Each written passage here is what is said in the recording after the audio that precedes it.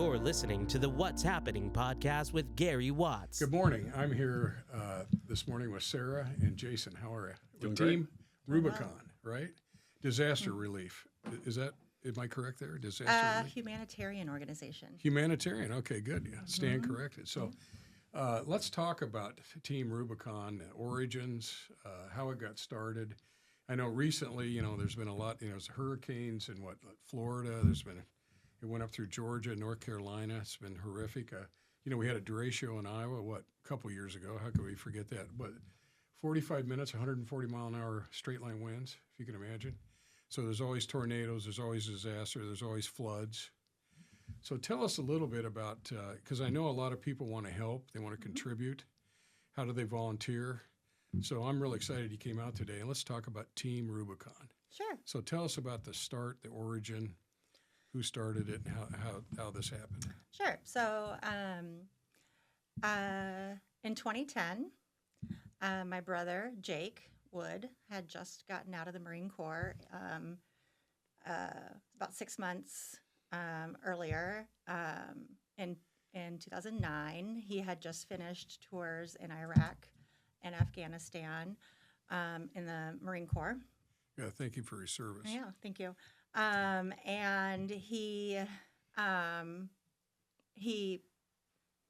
had gotten out of the Marine Corps, wasn't sure what he wanted to do. He had already had his bachelor's degree, so he's applying for grad schools, and was kind of in limbo. He wasn't sure what to do. And then January 10th,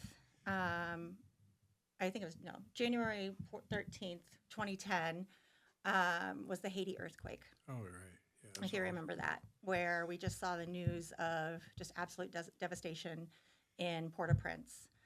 And he saw the news and said, that looks just like Fallujah. Oh, really? And said, and I can use the skills that the military gave me and use them for good. And so he did what we tell people now not to do at Team Rubicon, and that is he self-deployed. He called up his family, myself, our parents, our sisters, and said, I'm headed to Haiti to help. I'm going to try to get some money.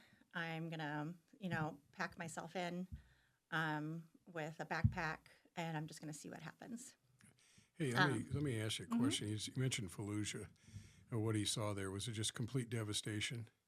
In Fallujah, yes. I think just, ruined buildings and just people in need. No water, no sewer. No, Right, all right. the services are all gone, and then how do you rebuild that, or how do you help people? Right. And, injured people.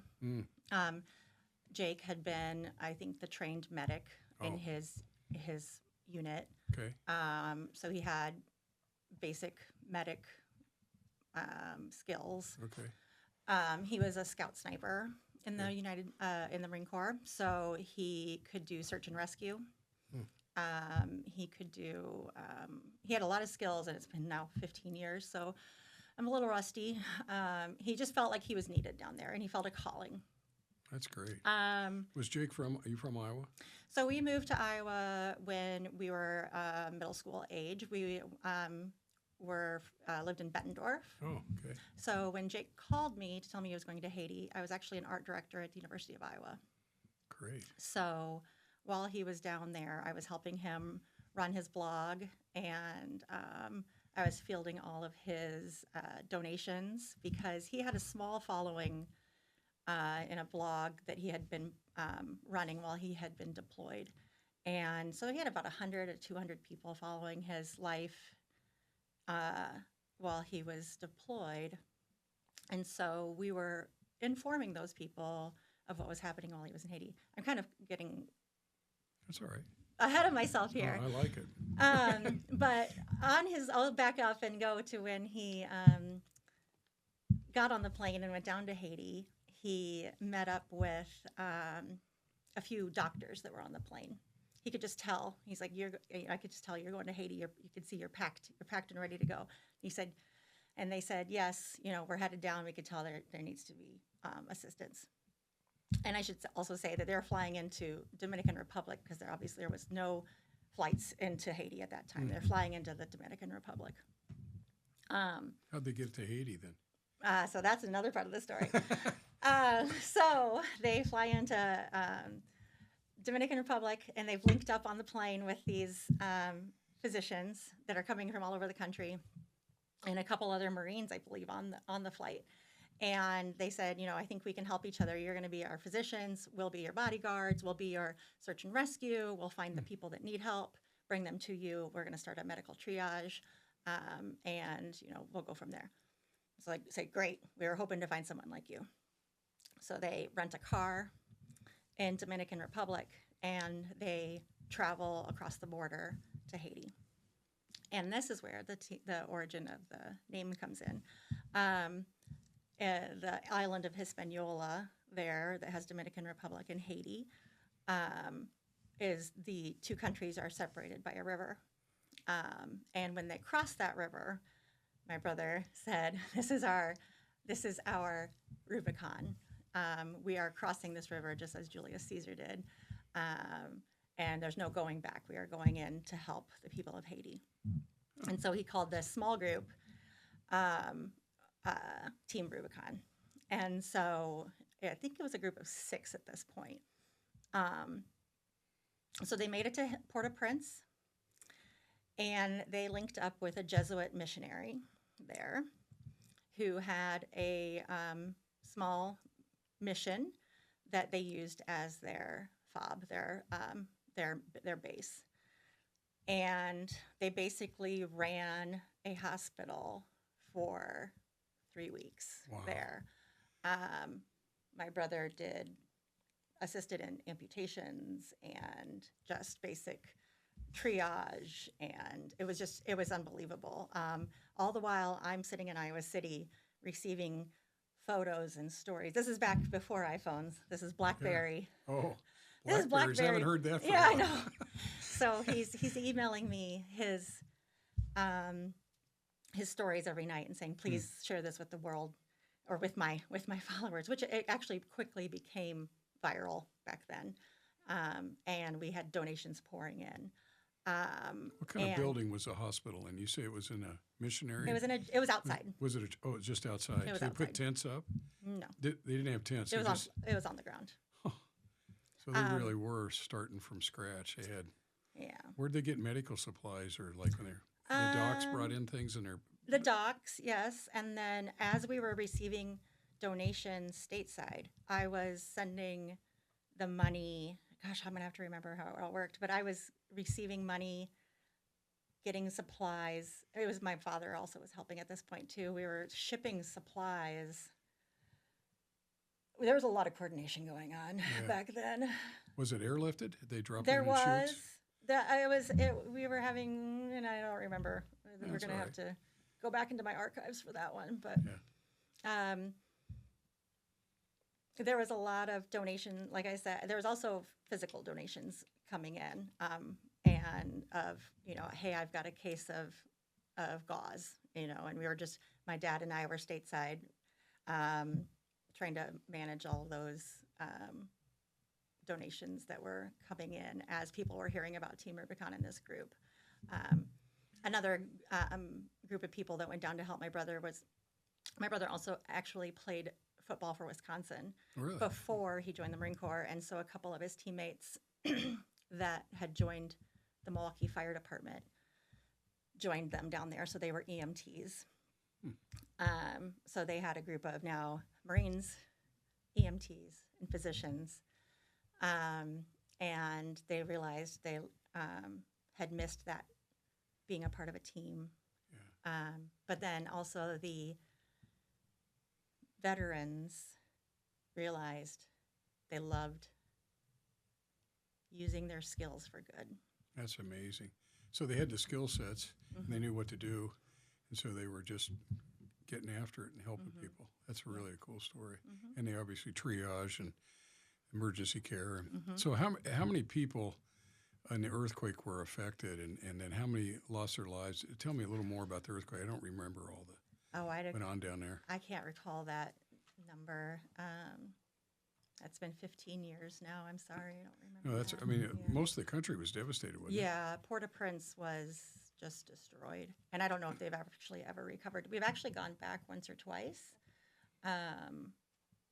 to help and follow up operations, but I don't know that number. Unfortunately, I'm sorry.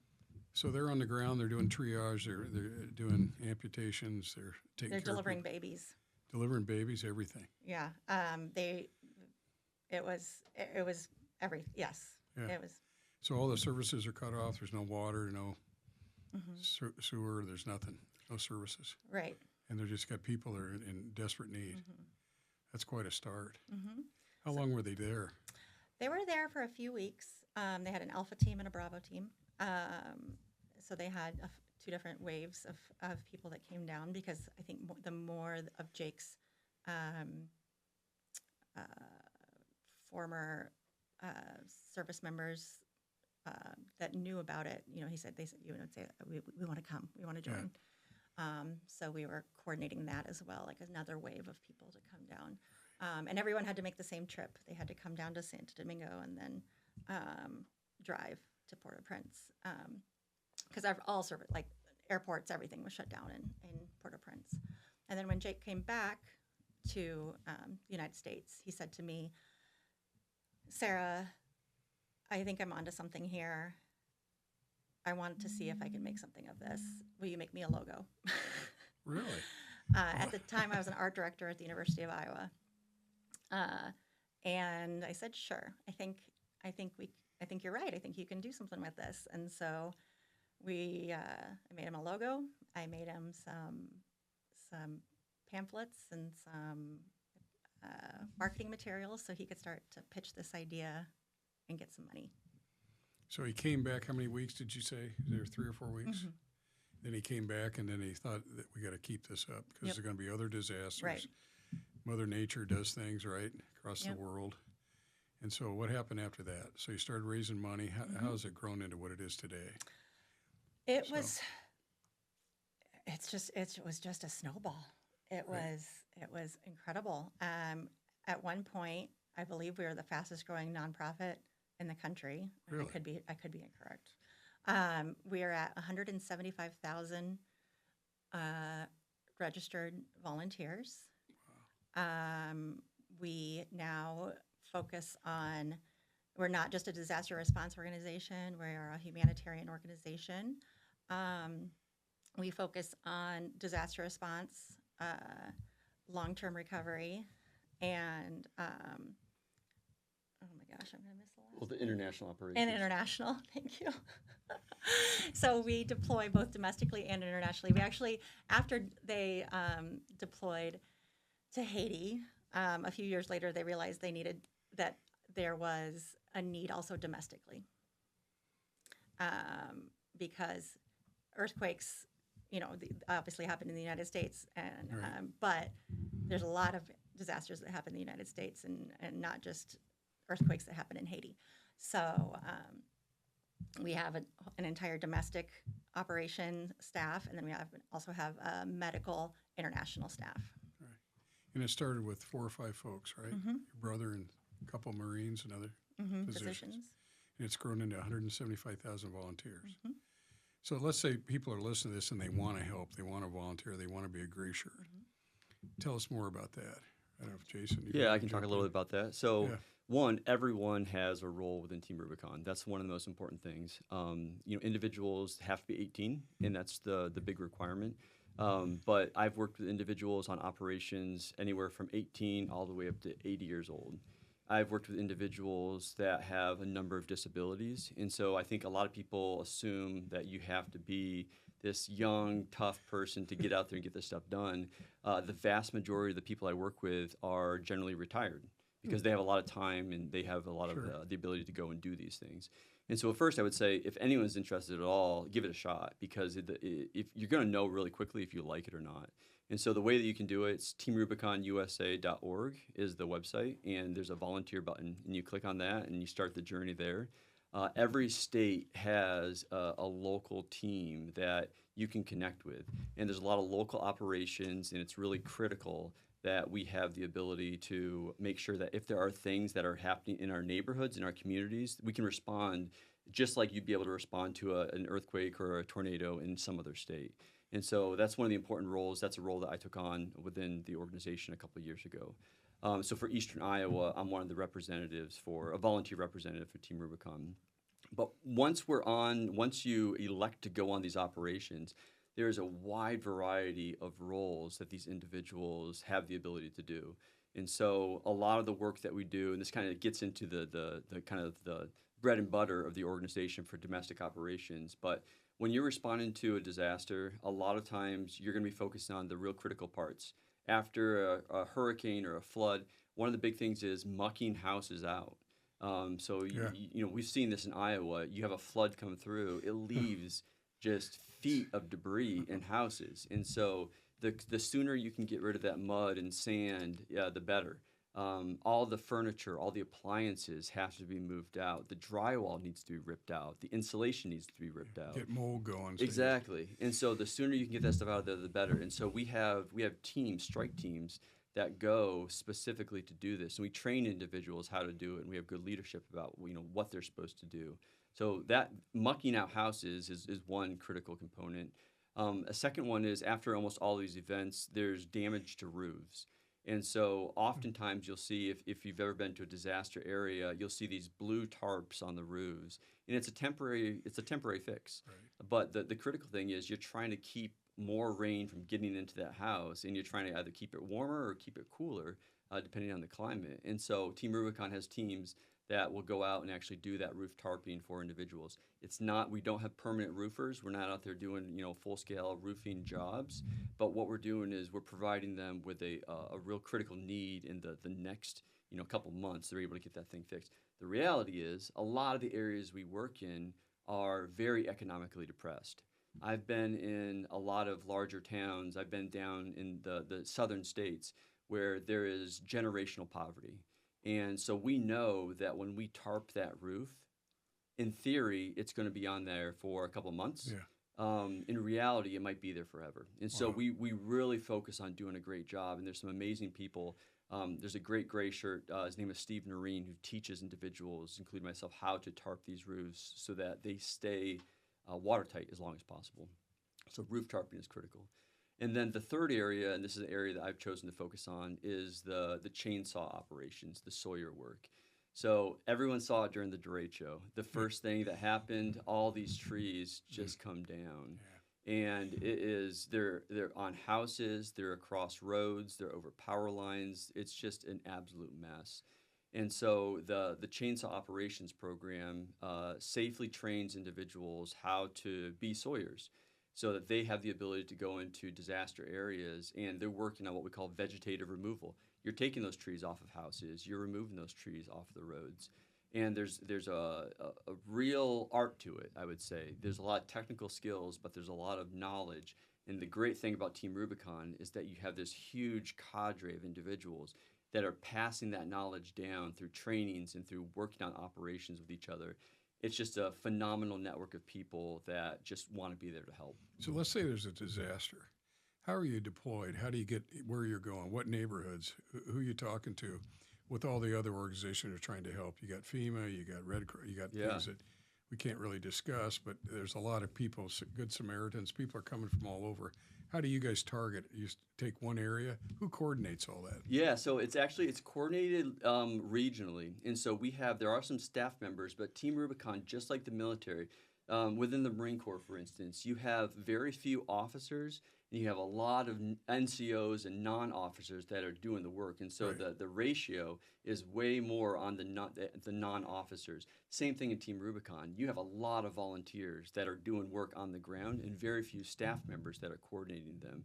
And so what we have is once a disaster hits, those groups meet up in a given area just virtually, and then they send out what's called recon teams. These are individuals who have been trained.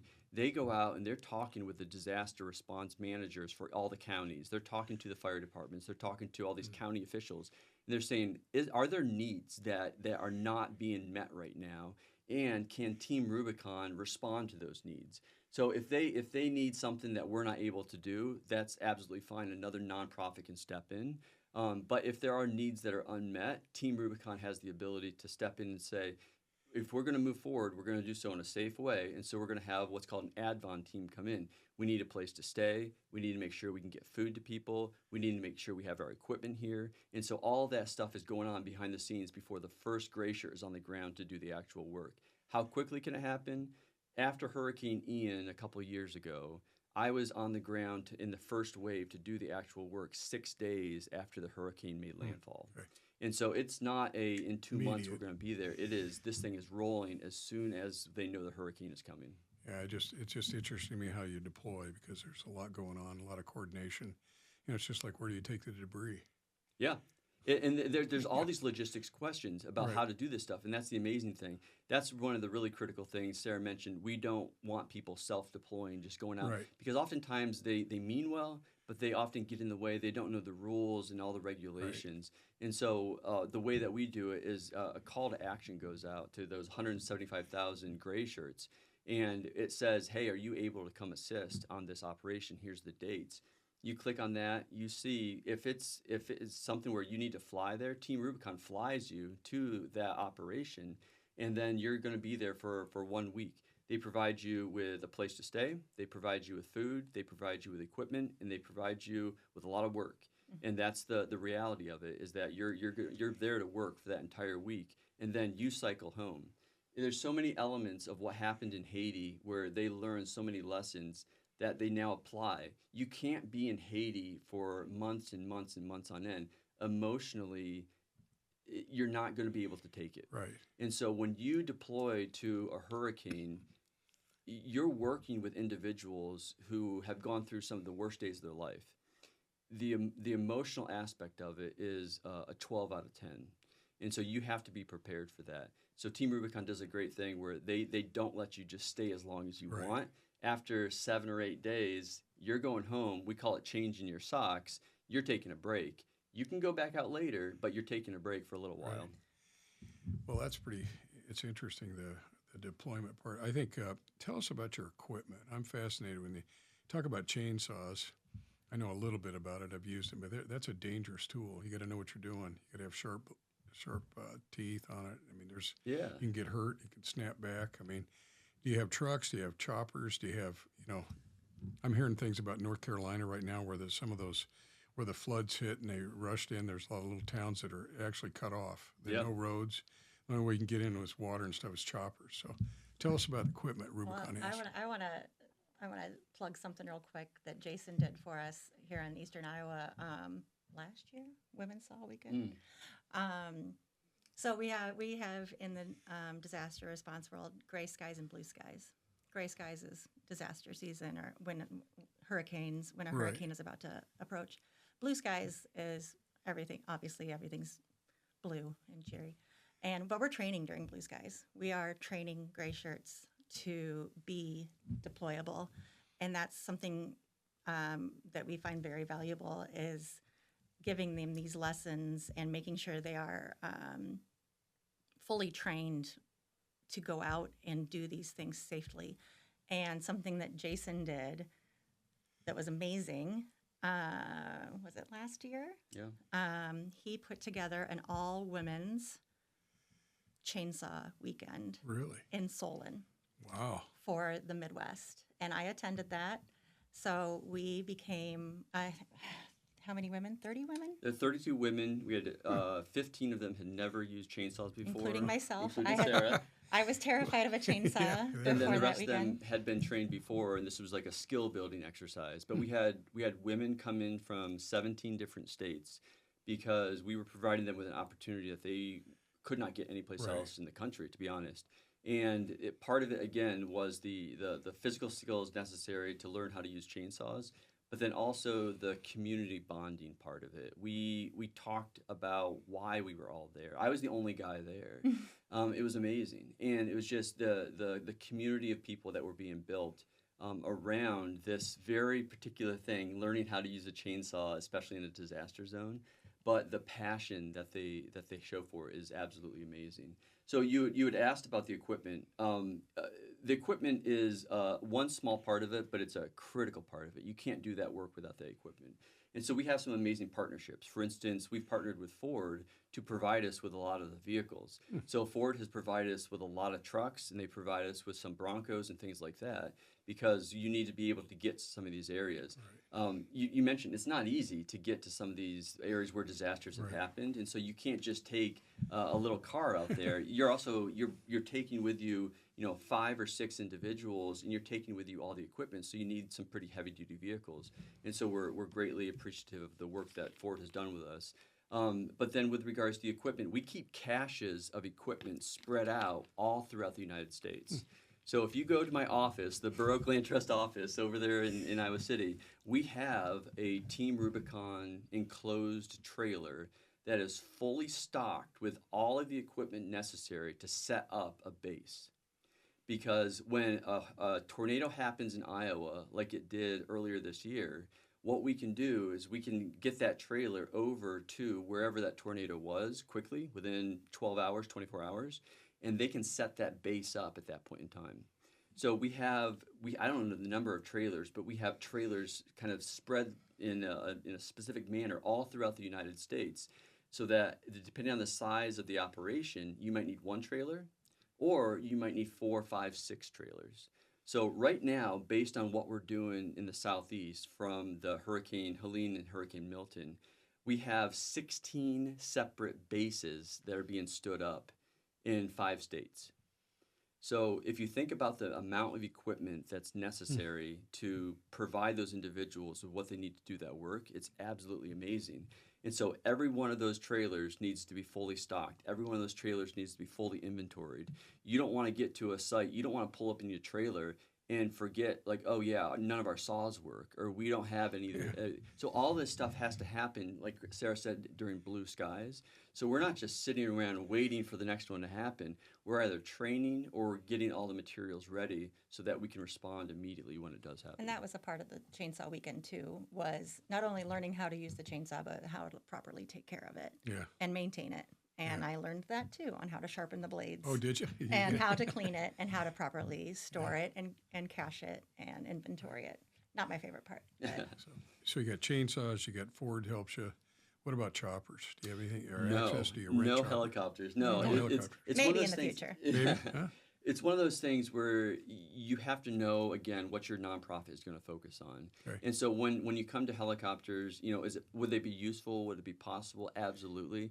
But then you're talking about completely different skill sets that are going to be required, and the cost and the insurance and everything else. And so it's with nonprofits, the most important thing is knowing what you can do and what you should be doing, and also knowing where you need to draw that line. And so there are a lot of other organizations that used like fast water rescue boats. And Team Rubicon at one point actually had some boats, but then they realized, like, maybe this isn't the thing to do, to be putting these volunteers, in risky situations if they haven't had appropriate training. And so that's one of the most critical things with TR, is that it is a safety-first organization. I would absolutely not be with them if it was, safety third. It's critical to make sure, because, again, all the volunteers need to be taken care of first and foremost. And you're going into some dangerous neighborhoods, and you're working with dangerous equipment, and you're working with people that you've never potentially met before. And so you need to have that general idea that everyone is there for the right reason. Everyone's been trained up in a safe way. Well, speaking of chainsaws, about 2 days or maybe 3 after the derecho, I kept hearing about it, and I drove up to Marion and Hiawatha CR. I couldn't believe it. Some of the streets were just completely full of trees. Every house had roofs torn off, or at least shingles. And the amount of people with chainsaws, and I understood there was people going just tree by tree helping people, because people are desperate. I mean, I think a lot of people in a disaster think, well, I got insurance, and they're going to, that takes a long time. A lot of things on flood insurance aren't really handled through insurance. I mean, you may have some coverage, and that's another can of worms, what goes on. And so people, the neat thing about what you do is they need help. They need help now. And I like the idea that, somebody like me, I could just go help clean up a house or use a saw or something, right? So if you want to volunteer, you're going to set it up. You're going to train them on what you want them to do, and then it's just things that most people could, if they want to work, do, right? Absolutely, yeah. So, Literally anyone that is interested in joining, there definitely is a place. And we have individuals that stay back at the base and are providing assistance by cooking the food for everyone that's going to be there. Because we have, right. you have 30 or 40 people on a base. You need to make sure that they're going to be fed every single day. And when you're working all day, you get pretty hungry. Right. And so we have individuals that just focus on that. We have people who stay back to focus on the logistics work. We have people that focus on the communications. So there's literally jobs for every type of skill set that people can imagine. Think about a little community, these bases, there's all the needs have to be met for 1, 2, 3, 5 weeks. And so really anyone has the ability to sign up and come out. I also want to add to this too, because I don't think it's been explicitly said, you do not have to be a veteran or a physician or an EMT to join Team Rubicon. We like to say we accept everyone, absolutely everyone, regardless of anything. We talked about, Jason and I like to talk about that because I'm a civilian. I am not a veteran. Jason is a veteran. Right. This is a perfect example of how Team Rubicon works. Part of the cathartic nature of Team Rubicon is after the work is done, a lot of it is decompression at the end of the day, and the veterans mixing and mingling with civilians and telling stories around a campfire. And they don't have to be stories from the day, but they can be. But as someone who has deployed to a Team Rubicon operation as a civilian, a lot of stories come out of from the veterans, from their past, and they just want to tell their story. Well, that's a neat thing. And so we're about 60% veteran at this point, maybe 50-50, Really? and the rest are civilians, and it's really about veteran integration, and we have not touched on that yet, but I want to make sure we get that in. Yeah. Well, what else do you want to highlight on that? Because that's really neat, because I imagine if you come back from the service, there's a lot of stories and a lot of things that you want to talk about, or maybe not want to talk about, but maybe through those efforts and helping people, things start to come out. Is that what you're around the campfire or however? Right. Yeah, and I would say, I live in Iowa City, and I have a lot of individuals that I deployed with, but they live in various areas. I don't get to see them that often. Right. And so when I go on Team Rubicon operations, that's when I am around the most veterans that I am in my daily life. Right. And so it's good to have that exposure. People understand the stuff that you've gone through, and so it really is amazing. You meet people that have done some of the most wild things. Some of these individuals, they have the stories, the operations they've been on, the units they've been with. One of the individuals, one of the first gray shirts I ever worked with was one of the Air Force One pilots. And so you meet people who have done just phenomenal things in their life, and they're sleeping on a cot 6 feet from you, and they have a shovel in their hand mucking out a house the next day. There was a former state's attorney general of California. He had just retired from that position, and we were cutting a tree together for 2 days before I found out that he was the former state's attorney general of California. Yeah, and so it's just one of those things where everyone is in it for the right reason, but the backgrounds, the stories that they bring, the skills they bring to it from years of experience is absolutely amazing. I mean, everybody has a story, so absolutely. I think that's neat. Another thing that I can just sense is how good a feeling you have volunteering and helping people in need. I mean, you can't have a bad day. You're tired. You probably work really hard. But look what you're doing for people when they're desperate need. They desperately need help. I'll give you a quick story with that. So I was down in Houston after Hurricane Beryl, and this was just this year, and it was in August, and about 6 weeks after the storm came through. And, we get these work orders, and there's hundreds and hundreds of work orders, and so you're not going to be able to help everybody. And we show up at a house, and this older couple, not much money, they had this massive tree come down in their backyard, and a branch had actually gone through their house into their kitchen and was still there. And so there was a 4 by 2 foot hole in their roof with a branch, huge branch that was just like hanging into their kitchen above their kitchen sink. They'd been there for 6 weeks. And it was so dangerous. The situation was so just with the number of trees that were in the way and everything else that a lot of people had passed on it. But I'm thinking, if we pass on this, who is going to help this family? And so we worked to bring that thing out of that house. And as soon as we were cutting on the roof in Houston in 110-degree heat index, we were able to get that thing off of that roof and out of that house, had another team come over and patch it up. And so with the tarps, and so for the first time in 6 weeks, these people were able to cook dinner without having rainfall on them that night. And so you think about all these individuals, and that's one story. That was a 4-hour, half of a workday on one operation that we're doing. And so the number of people that we impact is absolutely magical. The feeling that it gives you, the emotional aspect of it, you don't really get it so much in the time that you're doing it, but when you think back about it a week later, a year later, you realize just how important it is to help these individuals. So as a Marine and you were deployed and you get back around other Marines, does that help you psychologically to go, hey, you know what, we've been through things together, seeing how you're helping people, seeing the civilians work with you? Because as a veteran, I imagine you can only relate to other veterans in a lot of things, right? In some things, yeah. So there's a lot of elements where the shared struggle nature of what we do within Team Rubicon through the work that we're doing, that's what bonds you. Right. So that's what bonds the military as well, is a lot of that shared struggle. Right. And so you do have the ability. You talk about, oh yeah, I was in Ramadi. Right. Where were you at? One of my instructors one time was staying in the same barracks that I was in Ramadi, but 6 months prior. And so you meet people with the craziest coincidences that you can imagine. But yeah, it's super important to have that community of people. It builds a friend group.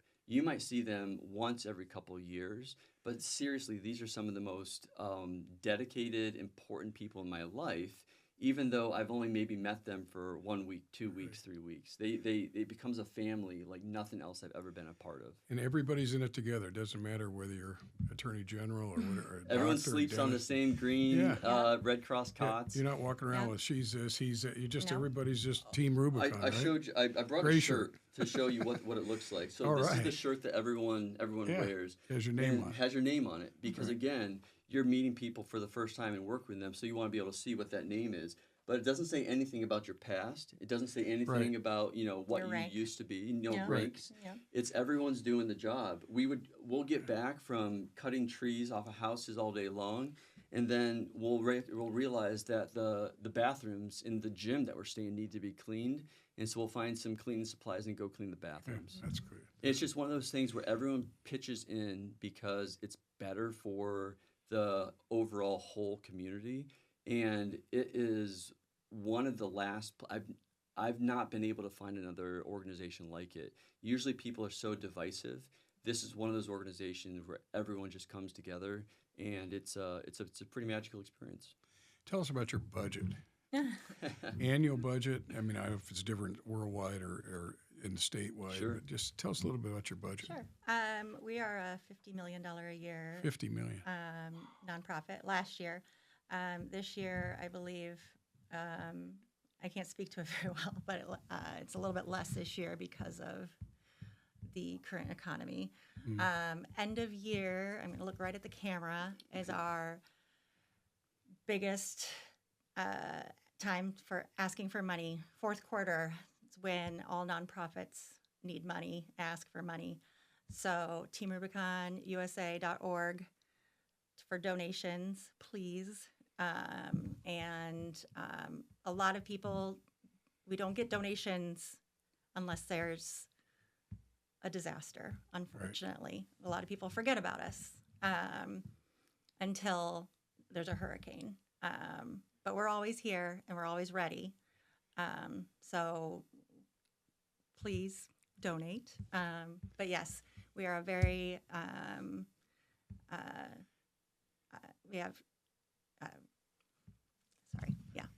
So really quickly, I'll just say that there's very few organizations that I donate to on a monthly basis, and Team Rubicon is one of them. And it's because I have seen it, I believe in it, and I know that the money is used wisely. So we have one of our cultural principles is your mother's a donor. And that means that your family thinks that what you're doing is so important that they're going to provide you with funds to go do this. So use those funds wisely. Don't waste a single dollar. And so that mentality is trained into you from the first training you ever go to all the way up to being on operation. If you have a dull chain, you don't throw it away and get a sharp one from some store. You sharpen that chain. If you have the ability to save money, you do so because you know that the savings that you have are going to be able to go on to the next operation, which is just going to be days away potentially. And so it's such a critical component. And so yes, there's two ways that you can give to Team Rubicon. You can donate money, and literally anyone in the world can do that. And then you can also donate your time. And that is one of those pieces where I can't iterate enough. Both are so critical. I work for a nonprofit and I work for another nonprofit. And I think that for people to understand that what we do with those funds, we try to make sure that we utilize every dollar to the full extent. And it really is a critical thing. So if people are going to make a donation, sometimes they want to look at what percentage goes to actually help people. So how much is administrative of the $50 million, or is it 5%, 10%? I mean, how if you give $1, how much actually goes to help? I don't have that information right now, but it is on our website. Okay, good. They can look at that because I think that's important to people. Absolutely. Because they want to make sure it's going to help people. Yeah. So yeah, We are a 4-star charity on Charity Navigator and have a platinum seal of transparency from GuideStar. Oh, great. Good. That's neat. 175,000 volunteers still blows me away. Yeah. Speaking of disasters, and you helped at Duratio, I'm sure. Yep. What about Maui fire? We did. Yeah. So I was actually. You didn't go to Hawaii, did you? 2 tattoos, both from Hawaii operations. And so I was in Maui after the fires. We do disaster response after the fires, and then we also do what's called wildfire mitigation. So mitigation is the kind of the fancy word for the next time there's a fire, we want to make sure that it's less impactful to the community, and so we want to prepare them. And so what we'll do is we'll go out and in a non-disaster mode, we will try to make it so that when the next fire comes, it's not going to burn right up to the houses. Yeah. And so there's a whole program that has been established by Team Rubicon and some other groups that allows us to go into these communities and help them prepare for that next fire. So I was able to go out to Maui and work for an organization or work for a community out there. Was able to go into Lahaina on one of the days and see the devastation that was there. And then a second time went back out to Hawaii this year and was able to do 2 weeks of disaster, of mitigation work in one of the communities. And it's no matter where you go, Hawaii, Alabama, I've done work in Colorado, Texas, Virginia, Florida. It's different. The climate is different. The people are so appreciative. You are spending your time. A lot of these people are taking, with Team Rubicon, they're taking their vacation time. And they're going out to sleep on a cot and use a chainsaw. People understand that, and they appreciate it. And they bring us food, and they bring us whatever they can from their community to show how much they care. Because we're coming from Iowa, from New York, from Florida to Hawaii to help their community, knowing that we'll probably never be back in that area again. And so they absolutely love the work that we do, and just interacting with the locals, the local community is also a really important part of it. Does Team Rubicon work with forest fires too, like on the West Coast, like they California? They used to. Yeah, they actually had a team that worked with the BLM where they would actually go out and do wildland firefighting. But that program no longer exists. So what we do now is we focus on instead of the disaster part, they focus on that mitigation. Yeah. And so we do a lot of work. We've done a lot of operations near Granby, Colorado. There's a lot of mitigation works out in California. And so we're being very proactive with it as opposed to reactive. It's very difficult to do that with hurricanes, or it's impossible with tornadoes, right? But you can do it with wildfires. So again, as a nonprofit, they said, where can we have the most impact for the community? With regards to wildfires, we can have the most impact on the front end as opposed to the back end. Yeah, it's amazing. The last hurricane, I think its path, it went up into like Georgia, North Carolina. It usually goes out to sea. I don't understand how that went up the path. And then a lot of times it comes up to Mississippi and it brings us rain. We didn't get that either, did we? No, we did not. It dried out right afterwards. And one of the interesting things that's actually just started in the last couple of years with regards to hurricanes and the Sawyer program is they have what's called a route clearance team. And so unlike a tornado, you're going to get 15, 30 minutes warning at most. With hurricanes, they know they're coming. They have these tropical storms. They don't know exactly where they're going to be, but they know within 5 days or so where they're going to be. So what Team Rubicon has done is they said, we can shorten that window for deployment down to 0. We can put together route clearance teams of individuals that have heavy equipment as well as Sawyer skills, and we can put them virtually in the path of the hurricane before it hits. And so we'll get calls that say, can you come to Texas within 12 hours, and then we're going to deploy you in front of the hurricane so that as soon as it hits, you can be out on those interstates, you can be out on those major roads, clearing the roads for all those emergency vehicles. And so that's a whole other element that Team Rubicon has been able to do. Very few organizations have the capabilities to do that. And so it's been very impressive. Unfortunately, for both Milton and Helene, they actually had route clearance teams go out. I was unable to do it. It was unfortunate. I really wanted to do it because it is amazing. I think we had 8 route clearance teams. And what's a route clearance team? So it's a grouping of, you have about 3 trucks. You have a skid loader, a CTL that has a grapple on it. Then you have a bunch of Sawyers as well as a medical personnel. And then you have some leadership. And then those teams are put together within 12 hours, and then they get deployed in front of that storm, in front of that hurricane. And so then they kind of hunker down, the hurricane hits, they're able to immediately go out and help that community. They clear those major arteries, like he was saying, so that ambulances and fire trucks can get to the folks that need assistance in those major cities after if there are blocked routes. It's interesting when you talked about Haiti, the mental side of it. Do you have like therapists and people that in need can talk to people, or is it just mostly just you triage and helping? And there's a wellness team that's really more for internal. So it's individuals. Okay. So we don't have like mental health first aid professionals that go out to the communities. Okay. We really try to focus on allowing other nonprofits to focus on that. We're focused on more the physical side of it, allowing them to focus on the more emotional and mental side of it. Well, what else haven't we not covered? I think we've covered a lot, right? 175,000 volunteers, $50 million a year budget. We can give money, obviously, or your talents, volunteering. Civilians or military, veterans. Right? Yeah. Or veterans. And 18 to 100, whatever, anyone has a spot. And you had where the ladies learned to use chainsaws. That was cool in Solon, right? Yeah, no, it was an amazing thing. And part of that is I'm a chainsaw instructor, and so I see that there's a little bit of hesitancy, and so you want to get past that fear. Right. And so that's one of the big things I think is for all of this, getting on your first deployment, going out, it's a big hurdle because you have to mentally say, I'm going to go put myself out there. I'm going to be in an organization or with this group I've never met before. And so I think that's one of the big things is just going on that first deployment. You're probably going to love it. And if you do, you're going to have a lot of time that you have to actually go back out there again. And so I would encourage people to give it a shot. And if they'll find a community, if that's what they need and that's what they're looking for, they will absolutely find a community of people that are willing to help. Well, I think if you look at your soul or the way you think mentally, and we all get caught up in a workaday world, and we're always doing this. To me, it's you get kind of in a rut, and here you're going to do something and you're giving back. How can you have a bad day when you're giving back and helping people? You can't. Like I said, you're going to probably be tired at night, but you're going to sleep well because you know what you're accomplishing for people. I think it's really fantastic what you guys do. It gets addictive, I will say. There are people that they want to go, and there's a lot of individuals that are like, oh, and I wasn't picked for this op or whatever it was.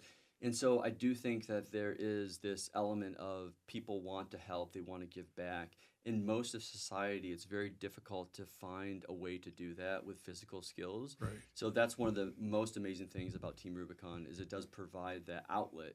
And they make it easy. They provide everything for you, everything from the flight to the food to the shelter, to get you out there and allow you to give back. And if you have physical limitations, we do have something called remote ops, which is something you can do from home. So if you are unable to travel or unable to leave your home, but you still want to contribute time, there are plenty of volunteer opportunities that are things that you can do from home, and you just need to go to the website and check it out. Get involved. Yeah. Well, I want to thank you guys. This has been fantastic to learn more about Team Rubicon. Great place to volunteer, it looks like, and also to contribute money. Everybody always needs money, so that can be part of it. So they can give back to communities in desperate need. I mean, when a disaster does hit, just like when a derecho hit CR, people are right after it, helping each other, cutting trees. I mean, it's basically people in need, and they're Iowans. They're out helping people. So that's kind of a cool thing. And so let's just mention the book. Your brother, Jake Wood, who started Team Rubicon, once a warrior. I've not read it, but it looks like a fantastic book. You can have that copy. Oh, good. Thank you. But is it about his story in the Marines? Or It's about leaving the Marines and then Haiti and starting Team Rubicon. Oh, the whole story. Great. Well, that's been fantastic. So anyway, I appreciate both you guys for coming in and really enjoyed our time together. Yes, thank you for having us. Thank you. Thank you, Gary.